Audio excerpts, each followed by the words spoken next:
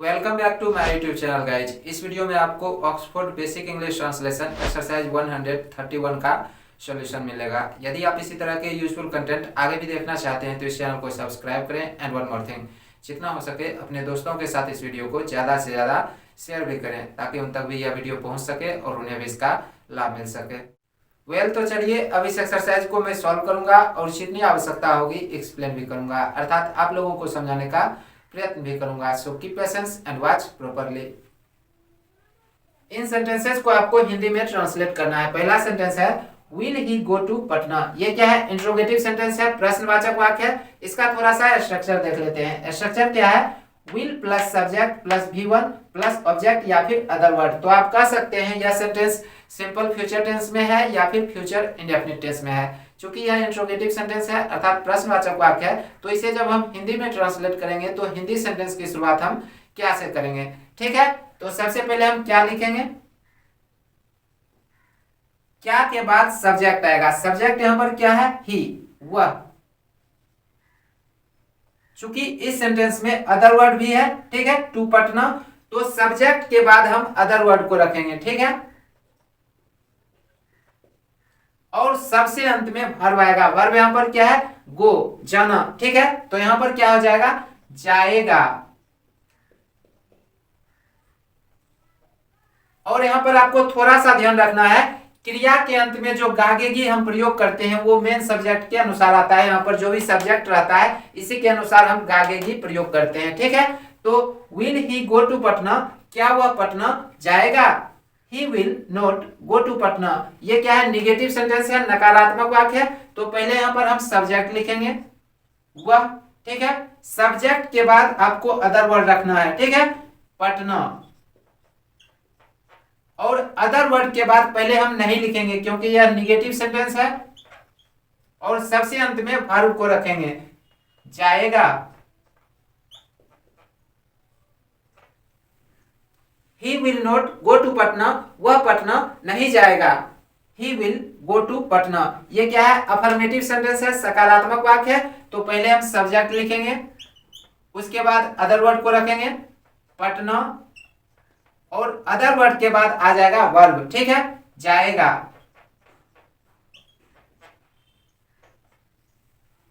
He will go to Patna, वह पटना जाएगा।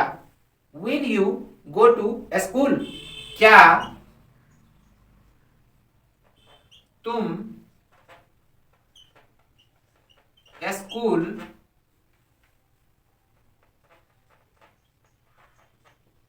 जाओगे?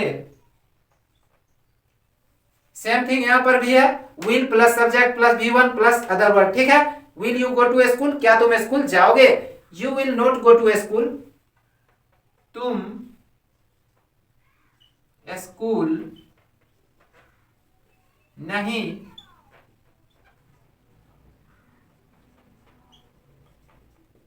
जाओगे।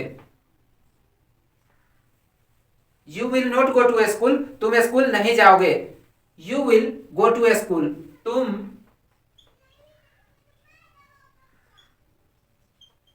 स्कूल जाओगे। विल द बॉयज रीड, यहां पर आप थोड़ा सा समझ लो। देखो, इससे पहले जो ये सारे सेंटेंसेस थे इसमें क्या था कि अदर वर्ड भी लगा हुआ था। ठीक है, बट इस सेंटेंस में अदर वर्ड नहीं है। देखो, will plus subject plus V1, तो जहां पर अदर वर्ड नहीं रहेगा, ठीक है, तो इसे जब हम हिंदी में ट्रांसलेट करते हैं तो थोड़ा सा अंतर आता है, वो आपको अभी पता चल जाएगा। ठीक है, तो विल द बॉयज रीड, क्या। अब देखो, चूंकि इंट्रोगेटिव सेंटेंस है तो पहले आपको क्या लिख लेना है? क्या के बाद सब्जेक्ट आएगा। सब्जेक्ट यहां पर क्या है? द बॉयज, लड़के।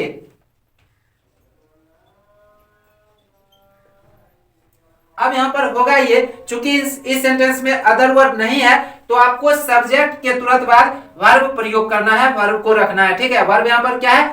पढ़ना। ठीक है, पढ़ेंगे।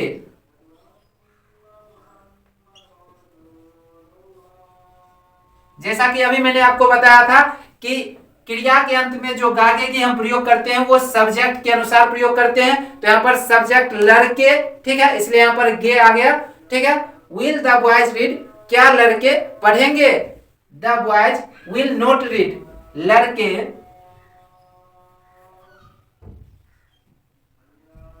नहीं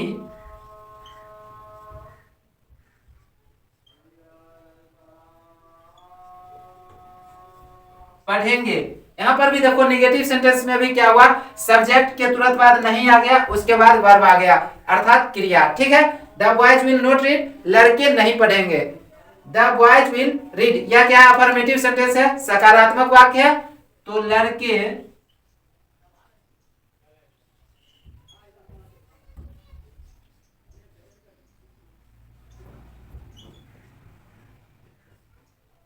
पढ़ेंगे। द बॉयज विल रीड, लड़के पढ़ेंगे, पहले सब्जेक्ट आ गया, उसके बाद वर्ब अर्थात क्रिया। ठीक है, द बॉयज विल रीड, लड़के पढ़ेंगे। विल दे सिंग, ये क्या है, इंट्रोगेटिव सेंटेंस है, प्रश्नवाचक वाक्य है, तो क्या से सेंटेंस की शुरुआत कर लेंगे। ठीक है, क्या के बाद सब्जेक्ट आ जाएगा, सब्जेक्ट यहां पर क्या है, दे, वे लोग। यहां पर आप थोड़ा सा समझ लो, इस सेंटेंस में क्या है, अदर वर्ड या फिर ऑब्जेक्ट नहीं है, तो आपको सब्जेक्ट के बाद ही वर्ब का जो हिंदी मीनिंग होगा लिख देंगे और उसके अंत में सब्जेक्ट के अनुसार गागे की लगा देंगे। तो यहाँ पर वर्ब क्या है, सिंग अर्थात गाना। ठीक है, तो क्या वे लोग गाएंगे,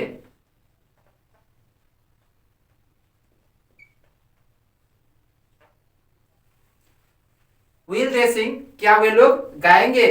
दे विल नॉट सिंग, वे लोग नहीं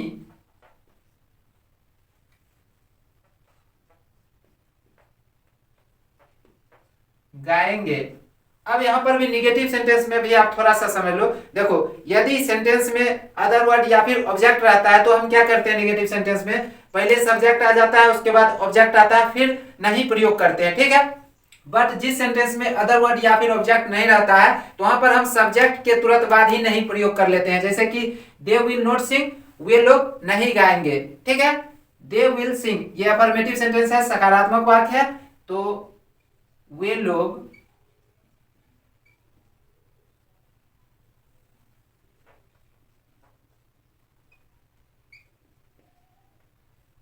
गाएंगे। विल श्याम डांस, क्या श्याम नाचेगा। Shyam will not dance, Shyam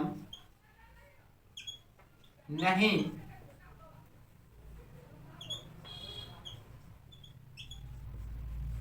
नाचेगा। श्याम विल डांस, श्याम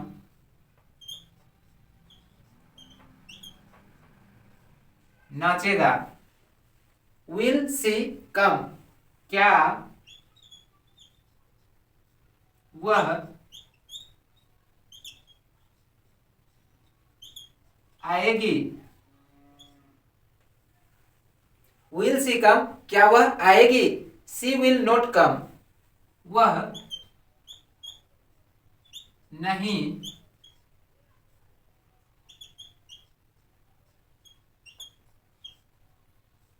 आएगी।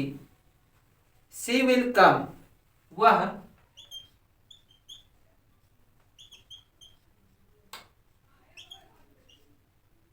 आएगी। सी विल कम, वह आएगी। विल यू वर्क, क्या तुम काम करोगे। यू विल नॉट वर्क, तुम काम नहीं करोगे।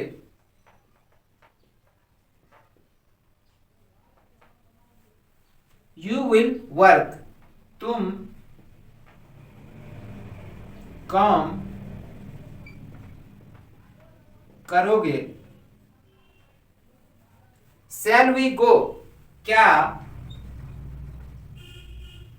हम लोग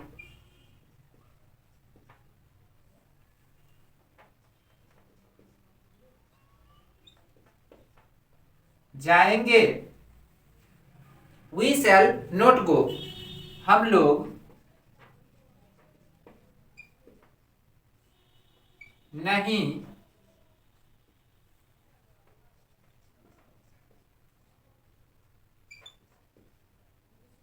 जाएंगे।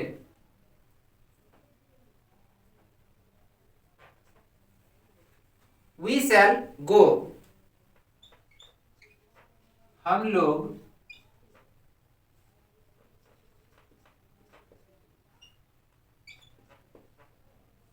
जाएंगे। शैल आई प्ले, क्या मैं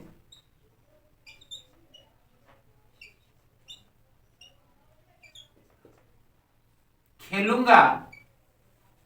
आई शैल नॉट प्ले, मैं नहीं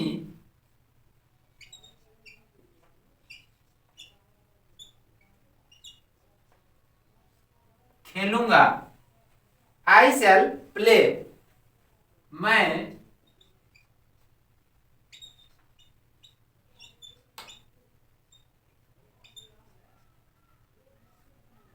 खेलूंगा।